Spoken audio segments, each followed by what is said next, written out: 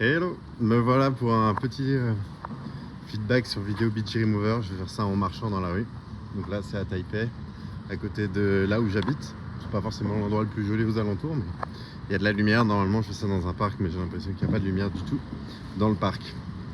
Donc il y a 3 points sur lesquels je vais discuter pour ce petit feedback. Premièrement sur la partie N8N, donc les intégrations que j'ai mis en place, les templates qui sont sortis et disponibles, ce que ça a eu comme effet sur l'API. Ensuite, deuxième point, c'est que j'ai rajouté un nouveau modèle dans l'API de Video BG Remover pour enlever l'arrière-plan. L'objectif était d'avoir un modèle qui était beaucoup plus rapide. Et troisième point, j'ai ajouté plein de nouvelles langues sur Video BG Remover pour avoir plus de trafic SEO et voir les effets que ça en a eu. Donc, premier point, N8N. En fait, ce qui était intéressant, c'est que tout a commencé. Un pote qui me parle et qui me dit ouais, ce serait pas mal de tester N8N. Donc j'ai mis ça en place. Ensuite, j'ai eu des clients API qui m'ont parlé de ça et ils voulaient pouvoir ajouter en arrière-plan une image ou une vidéo. Et donc j'ai travaillé pour pouvoir mettre ça en place, donc permettre directement d'utiliser la composition dans l'API. Pour faire ça, pour mettre en place ça, j'ai eu besoin d'utiliser mon propre SDK. Je me suis dit que j'avais fait le travail. Donc je vais me passer par le passage Python. J'avais fait le travail et du coup il n'y avait pas d'intérêt de redévelopper autre chose que ce que j'ai déjà dans mon API. Donc ça a fonctionné. J'ai les templates, j'ai 4 templates. 2 templates, une pour composer sur une image et une pour composer sur une vidéo. Et 2 autres templates qui sont un peu plus end-to-end. Il y en a une, c'est simplement gérer avec Nano Banana l'arrière-plan derrière une vidéo. Très simple, c'est ce qu'un de mes utilisateurs voulait. Donc ça c'est cool. J'ai eu un peu plus de gens sur une semaine, peut-être une dizaine de personnes qui ont créé une clé API. Et vu que j'offre des crédits, j'ai pas forcément beaucoup de retours au niveau des paiements là-dessus, mais ça va compound avec le temps. Et il y a probablement un peu de travail à faire sur les convertir, un onboarding et leur demander d'où ils viennent. Et donc on va attendre avec le temps ce qui va se passer là-dessus. Deuxième point, j'ai rajouté un nouveau modèle à Video BG Remover. En gros, un gars que j'ai rencontré, ça c'était marrant, dans la vraie vie de tous les jours, à Anomaly Space. Et un peu plus tard, 2 mois, il me renvoie un message, il me dit ouais, on s'était croisés, je t'avais dit que je faisais un curseur pour la vidéo, donc c'est un truc assez classique. Et en fait, il a besoin du Video BG Remover. Il m'avait vu sur Twitter et il me dit mais je le connais lui. Il m'avait déjà rencontré, et donc il me demande mon numéro. On s'appelle et il me dit effectivement que mon modèle est cool, mais il est beaucoup trop lent et il voulait savoir à quel point je pouvais l'optimiser. Et le truc, c'est que c'était pas optimisable. En fait, il veut quelque chose de beaucoup trop rapide par rapport à ce que je suis capable de faire. Par exemple, il y a une vidéo de plus d'1 minute, il voudrait que ça soit dispo en max 2 minutes. Et encore, je pense qu'il voudrait que ça soit plus rapide que ça encore. Et il voudrait aussi un format WebM pour pouvoir composer la vidéo sur son curseur. Mais ça va pas être possible non plus parce que le WebM, c'est un format de fichier qui est difficilement accélérable par GPU. Et donc je vais pas pouvoir être dans les temps. Et donc je lui propose d'utiliser un autre format, un peu custom, un stack de vidéo qui est plus rapide et que je peux accélérer avec GPU.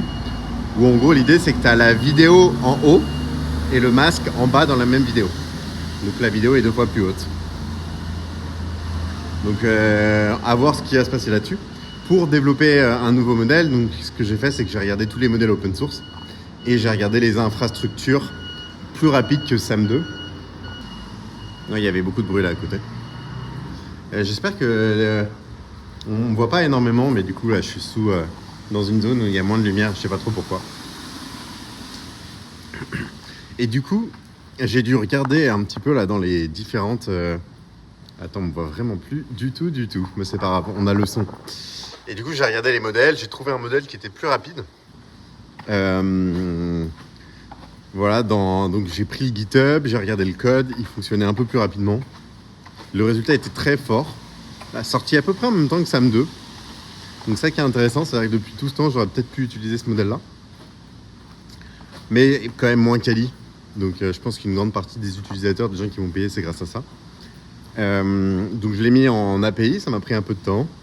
J'ai dû faire toute une refacto de mon back-end. Et l'idée, c'était, pour éviter de devoir faire toute l'intégration, il me faut que j'ai un format, une interface très claire pour pouvoir ajouter très facilement d'autres modèles. Donc, et que mon code, il a été fait il y a 1 an sur cette partie-là. Donc toute l'interface n'était pas très propre. Je sais pas pourquoi il n'y a pas beaucoup de lumière en ce moment. Je vais repasser, je vais aller à gauche. Et du coup, voilà, j'ai amélioré l'interface. Maintenant, je peux rajouter et mettre un plugin pour des modèles beaucoup plus rapidement. L'API récupère une entrée modèle.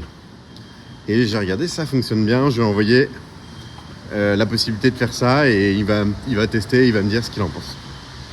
Et troisième point, je suis bloqué en SEO depuis 2-3 mois. Je tourne autour de 2000 clics par jour. Et un de mes compétiteurs, qui s'appelle... comment il s'appelle ? Background.bg, est très fort en SEO. Et il a commencé il y a 2 mois, c'est des Indiens. Et ils m'ont déjà dépassé sur le background, sur le mot-clé vidéo background remover. Donc très très chaud. Et je me suis dit qu'il faudrait peut-être que je charbonne un peu plus. Eux, ils ont traduit tout dans toutes les langues.